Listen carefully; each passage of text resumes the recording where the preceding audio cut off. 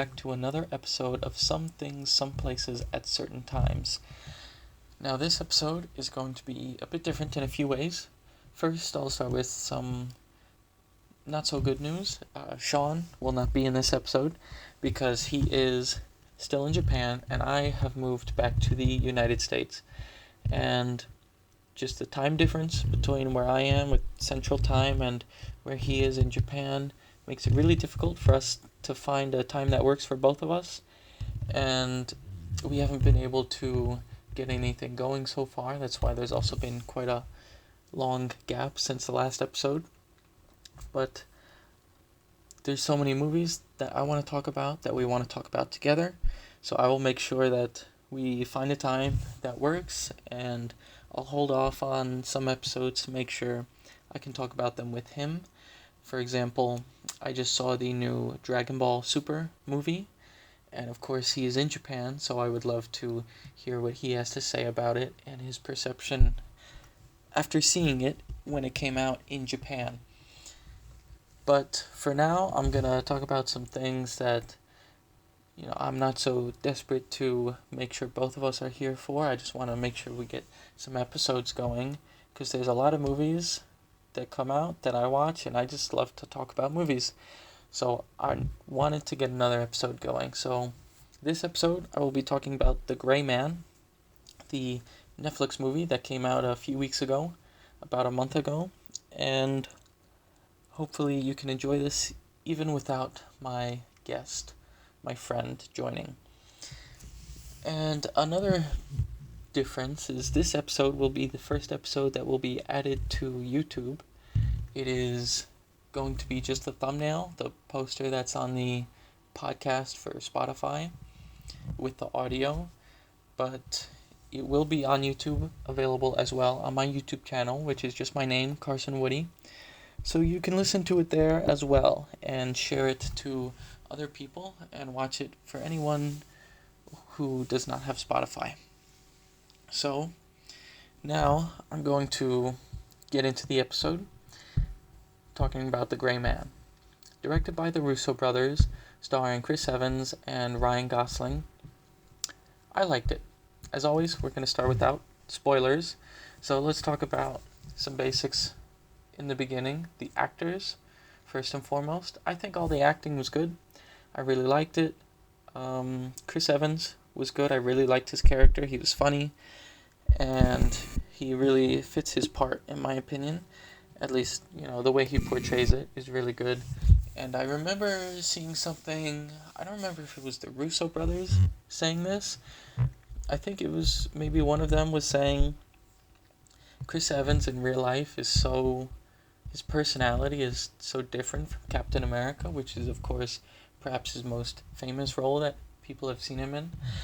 And he's much more, I guess, well, not that Captain America isn't friendly, but he's very, understated, kind of shy, especially at the beginning. He's not a very extroverted character, whereas Chris Evans really is a lot more like that. And this character seemed to be, he's definitely louder, obviously he's the villain in this movie, so he's more crass, offensive in some ways. He's not a good person, of course, but he's a very fun character. And I think Chris Evans really brought that big personality to life. Ryan Gosling, I think he always plays the kind of more understated person. I think maybe that's more like his actual personality, but I still like the character, and I think it fits the role really well. He was going through some wild stuff. It's an interesting position for a character to be in, and I think the acting was good. Ana de Armas was good. All the other supporting cast was good, and it was really enjoyable. It was your good action. It was nothing mind-blowing, nothing about this made me think, wow, this is like the best movie I've seen in a while. It was good, it was fun, I enjoyed it, I liked the action. It wasn't super great, but it wasn't bad either. I liked it. My Now to talk about the action. The action was good. A lot of the hand-to-hand close combat stuff was good. The gun stuff was mostly pretty good. Some of the sequences I felt were a bit over the top, like, well, sorry, I won't get into spoilers yet. Some sequences felt a bit over the top. It was a lot, and they just seemed a little more unbelievable, whereas others were, much closer. It's a very large scale story and plot, this movie. It's one of those, it's in a lot of locations, and they have like citywide destruction in a lot of big cities, and it just seems like I said, it's over the top. And, sometimes that's fun, it's cool, and it's enjoyable to see some over the top stuff. Like Everything Everywhere All at Once is definitely over the top in many ways, but this was it just seemed like the whole cities were being destroyed for a supposedly secret mission or something. So it's just one of those where it seems a little too unrealistic.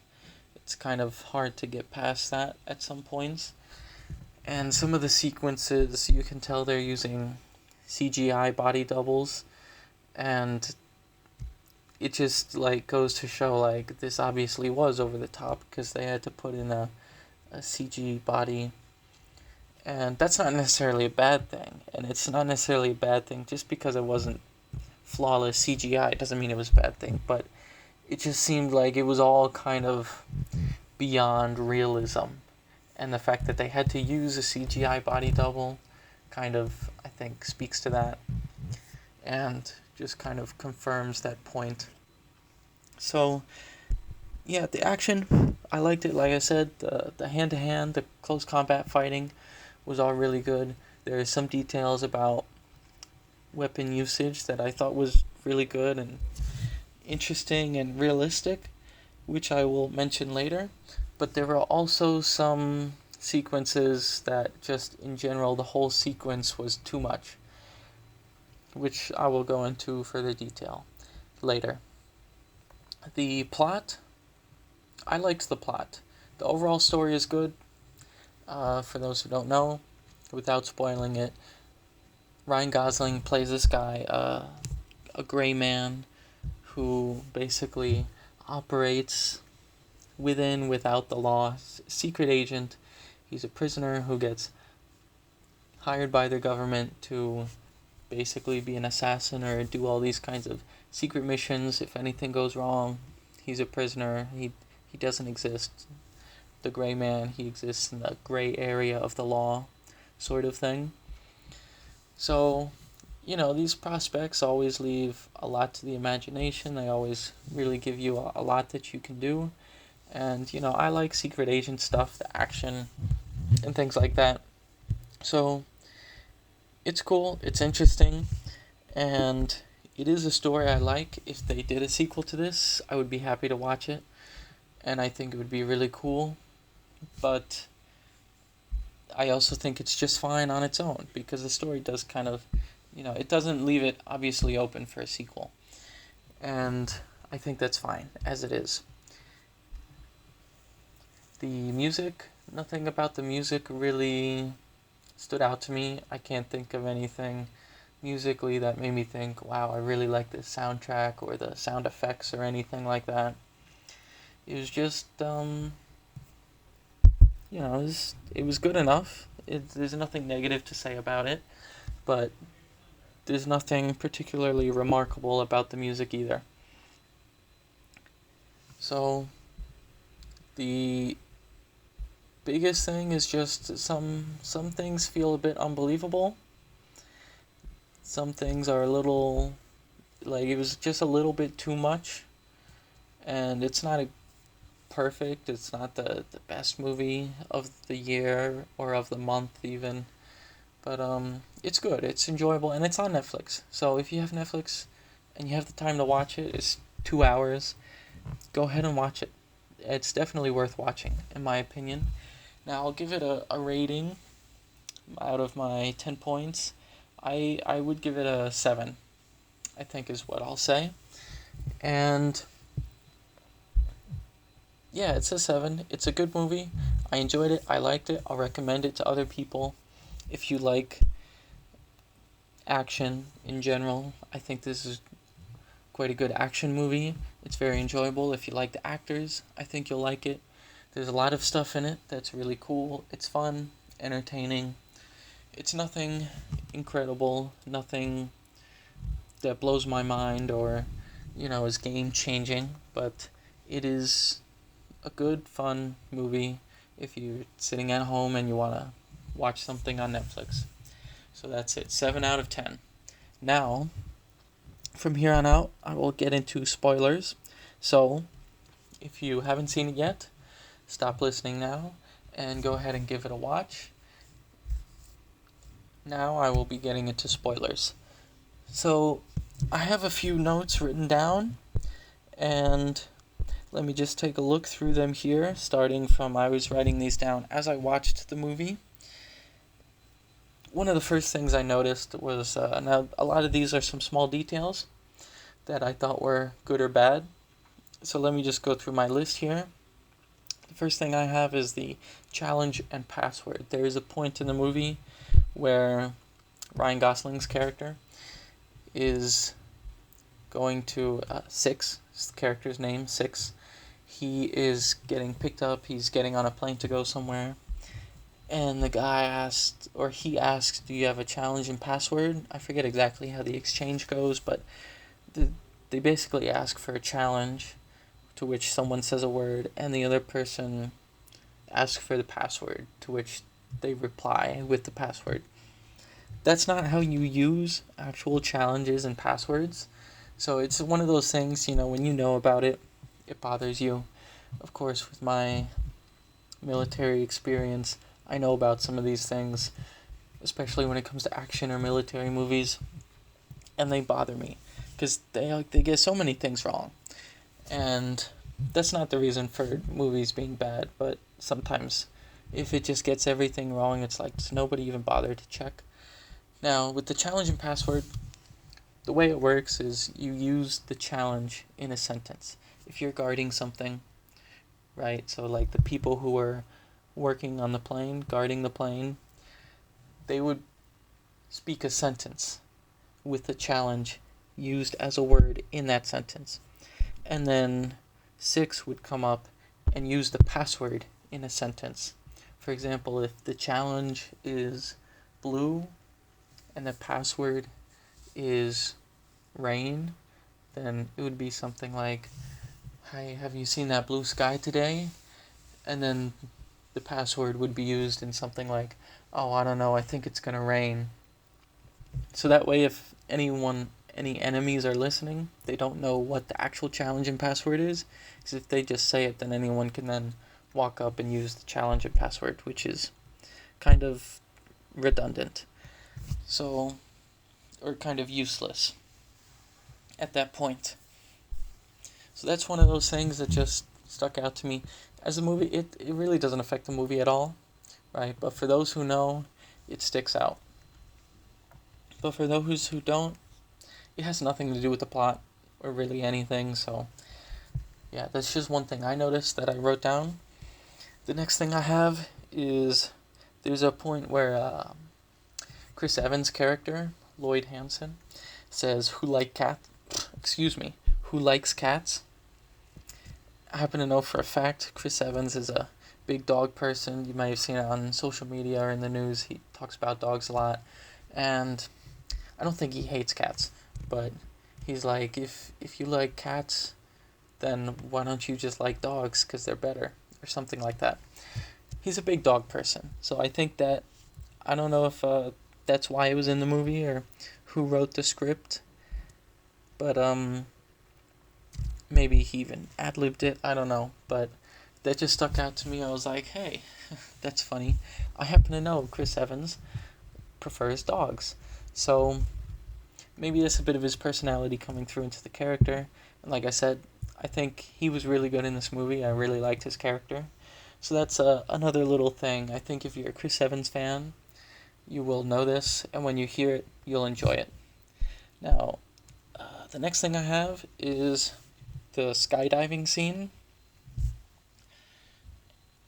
The plane is basically crashing. There's a fight on the plane, and then people falling out of the plane, and there's a skydiving scene. Now, normally, I think maybe if this came out 10 years ago, that'd be fine. There's lots of CGI body doubles in this and everything. I don't even know, maybe the whole scene is CGI. And it just seems, again, a little over the top, a little unrealistic. And I think what makes it more difficult is that when Mission Impossible Fallout came out, they had a very famous skydiving scene, which was all done for real in camera, and they spent like a year practicing, rehearsing to get that right.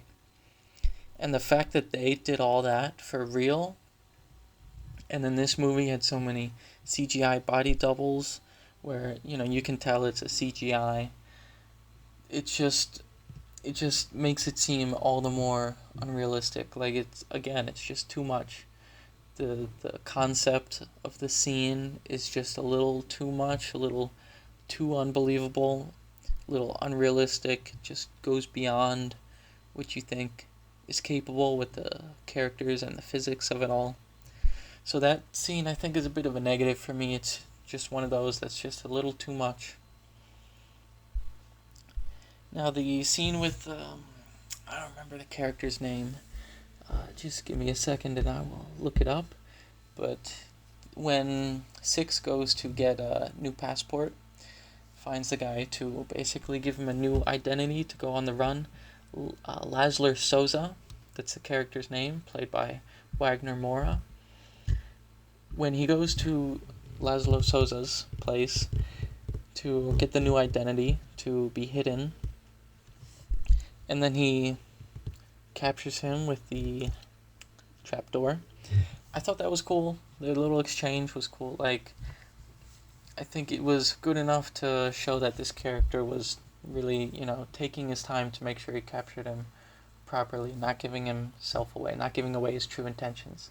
Right? And then he gets him with a trapdoor, which is, pretty unexpected, I think.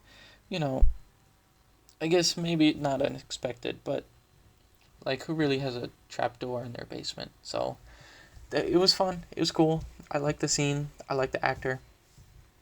But later, when he's about to escape, and the Lloyd Hansen's team shows up, and he fills the whole thing with water, and then causes an explosion.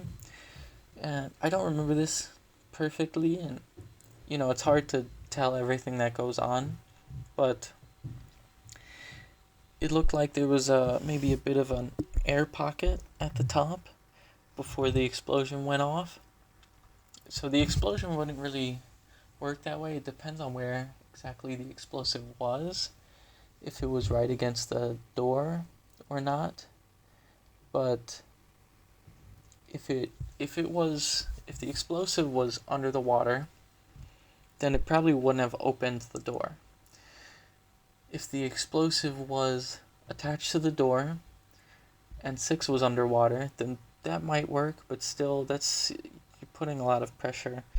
An explosion in water, now this is what I did in the army, was I dealt with explosives. So this stuff really sticks out to me in movies.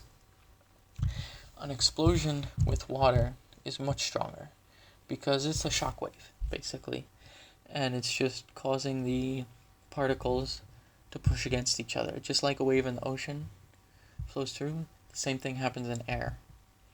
But it happens even more in water because water is much more dense. The same way that sound travels faster through water, that happens with explosions. And they don't travel through mediums. Like, they don't travel from air through water or from water through air. But within the same medium, it'll travel for a while, and within water, it'll be extra strong. Anytime someone has an explosion underwater, they're probably screwed. In any movie, they'll probably be dead. Like, especially in a confined space. There's no doubt about it. Even in open air, if it's indoors, you're probably gonna die. Like, you can't really... There are very few explosive devices that you could detonate indoors in an enclosed space that would not kill everyone in the room just because of the pressure. So that's something was I thought it was cool to see he's kind of trying to MacGyver his way out of it. It's a little inaccurate, but it's an explosion. Explosions are always wrong in movies, so that's not gonna take away from it for me. But it's just one of those things that sticks out. And if so many things stick out, then it kind of affects the movie overall. But on its own, I still like the scene. Later on, there is I don't know if it's in that same scene or in a later scene, but there was a grenade indoors. That, for example, everyone said, like, you're not going to survive. Oh, that's right. It was at the very end of that scene, after he breaks out of the trapdoor prison thing, and he's with Lloyd Henson's character, and he drops the grenade to, force him to let him go, so they both have a chance to run away. Even if you have something up protecting you, like blocking the direct line to the blast, just the pressure of a grenade indoors probably going to kill everyone. So there's not really anything you can do about it unless you get into a different room or outside. Now, later on, there's an explosion when 6 goes to another character. Give me a second to find that. Goes to, I believe it's Maurice Cahill. He goes to Maurice Cahill's apartment. And then they track him down there again, and they're, gonna kill or capture all of them. And as 6 and Danny Miranda, Ana de Armas' character, get out, then Maurice Cahill stays behind to blow up her apartment and blow up all the people that are in the building, all of Lloyd Hanson's team. And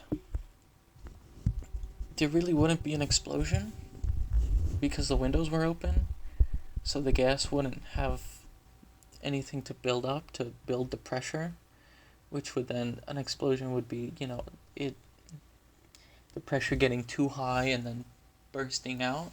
If the window's open, the pressure can't build, so there wouldn't be an explosion. There could be a fire, definitely, but there probably wouldn't have been an explosion, especially not with that little amount of time for the gas to build up.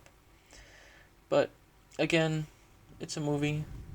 Like, these kinds of explosions and secret agent movies are pretty common, so it's kind of a trope of the genre, so I think that's gonna stick around. So it's just one of those things, again, that's a little inaccurate, but then again, it pops up everywhere, so it doesn't really take away from the movie, because it's almost like a standard in an action or a spy movie or something like that. So one thing I did like when we're talking about explosions was that later in the movie there's a grenade launcher.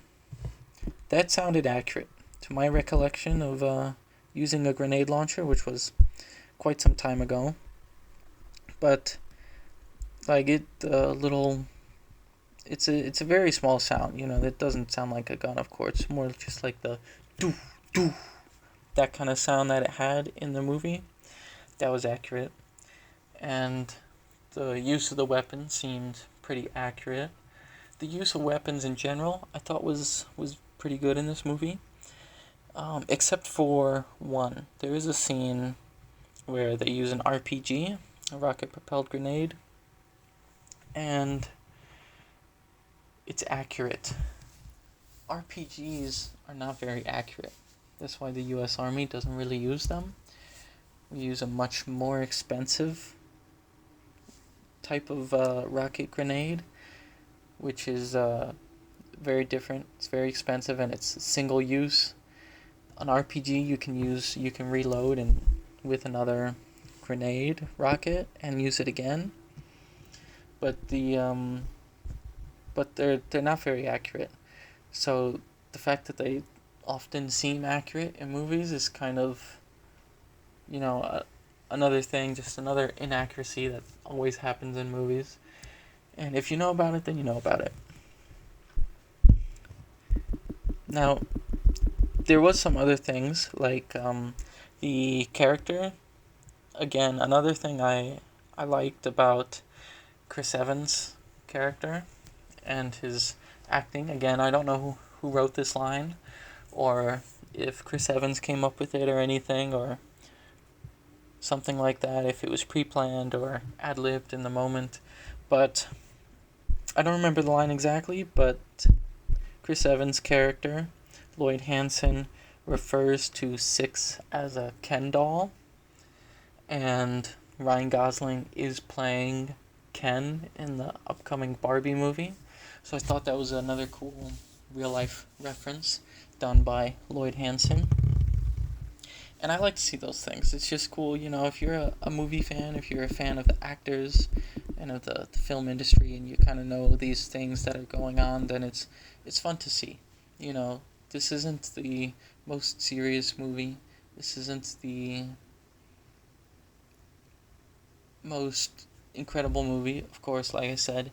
So it's cool if they can make some funny references like that to, like, not really breaking the fourth wall, but those things for people who are watching the movie, the fans who know what's going on with the different actors and things like that. I think that's always fun. Now later, excuse me, Six's character, and well, Six is the character, Ryan Gosling's character, and Ana de Armas' character, Danny Miranda. They are at the hospital, and when they're fighting Aviksan, the Indian assassin, they are in this fight, and it goes to the outside of the hospital, and it's a scene where I think she's like up on the roof or something, and she's trying to run after Aviksan, and because I believe at this point he may have taken the asset, the data port that they were going after in the movie, but they're chasing after him. They're trying to stop him, and she says, "Throw me the gun," and then she tries to use the gun, and it's not loaded. She runs off before he throws the ammo, and then she's like, "Why would you do that?" And he says, "No one throws a loaded gun." I just want to say, that is proper discipline. That is proper gun handling and gun care. Of course, you never want to throw a loaded weapon. So that makes sense. Ryan Gosling's character, Six, knows what he's talking about. So that's some good stuff, and I liked that. So just as many inaccurate things for people who understand weapons, there are some really good accurate things as well, like this, and the grenade launcher as well was another thing that I thought was good. Now, one last thing I have to kind of complain about is the ending scene in the castle, where the big fight's going on towards the end, and again that whole thing, some parts of it seem kind of over the top, where part of the building is collapsing and they're jumping off, and you see they got the CGI body doubles again, because the whole thing is just a little too over the top. So yeah, that scene, I thought a lot of it was good, and of course it's the big climax, so you expect something big. That scene, as well as the train scene, or not the train, the tram scene when they're going throughout the city and then the tram crashes into everything. I thought a lot of it was really good and really cool. And stuff like when Six was on top of the tram and he uses the reflection in the building to aim his shot and hit someone in the tram, I thought that was really cool, and I really liked it. But then at the end, when the tram crashes into something and it tumbles over, it's like citywide destruction in what should be secret agents. And I understand the part of Lloyd Hansen's character, he doesn't care about this stuff, so he just does what he needs to do to get the job done. But then, the job doesn't get done anyway, so it's just a little over the top. Just like my main complaint about this movie, some of the sequences are just too much. Maybe too ambitious. Maybe they could have directed it better, but I think the level of destruction and action is just a little over the top and takes it beyond the point of really believability. And in the end of the last fight, again, the same. It's just the level of destruction, everything seems a little bit over the top, a little too much. And then at the very end, the last fight, when they're in the water, in the fountain pond that they have in the middle of the maze, I thought that was good. Except when before they start fighting in the fountain, Six could have just shot Lloyd Hansen in the face when he grabs the girl, Claire. Like, you always see this in movies, like, he wasn't that far away. He could have definitely got the shot right, given how accurate it is, especially with that tram scene, where he's able to hit someone with a reflection on a moving tram. So, yeah, like, he should have just taken the shot. Whenever people are grab a hostage, and in this case he grabs a little girl, of course she's not going to cover him. I don't think you're going to be able to react quickly enough to actually shoot your hostage. Now, I don't know what happens when people get shot, if their hand muscles maybe tense up, maybe that would be a real thing, I don't know. But it just seems like, why didn't you just end it right there? Instead he's got to convince him to let her go away so that they can fight hand to hand. But that fight in the end I liked. I enjoyed it. And I'm not a, martial arts, I'm not a hand-to-hand fighting person. I don't really know much about that. So these things, I don't know if they're accurate or not, but I think it looked good. And it was believable and it was enjoyable. And the last note that I've written down that I noticed while watching the movie, there's a producer with a name that his name was Viet, and it was the same name as one of the classmates that me and Sean had. So I just thought that was interesting, and I would have brought that up with Sean, but unfortunately this episode will have to do without him. But in general, yeah, I thought this movie was good. I liked it. I enjoyed it. If you have the time, it's on Netflix, so go ahead and watch it. If you like any of the actors in it, of course, Chris Evans, Ryan Gosling, the main two, but Ana de Armas, Billy Bob Thornton are quite prominent characters in it as well, kind of the main supporting cast, as well as Jessica Henwick. I like her as well. So there's a lot of recognizable faces in it, and it's a good movie. It's enjoyable, a little bit too much in my opinion sometimes, but in general I really like it and I recommend it. It's on Netflix, so there's no reason you don't need to watch it if you have Netflix anyway. So yeah, is it the Russo brothers' best work? I don't think so. I think maybe they could have done better with this one, but they did a good job. I can't really tell you how to make the movie better. I'm no professional, and these guys are very good professionals, but yeah, I liked it. It wasn't my favorite, but I enjoyed it. It's a fun time. I give it a 7 out of 10. Thank you for listening. Please like and share and help us get the word out there, and we will keep making more episodes. And if word spreads about this and more people listen, then we will be able to support it even more and make sure we get more episodes out there. We can do a video version as well, where we record ourselves on a video call and record it that way. And I hope you liked it, and thank you for listening.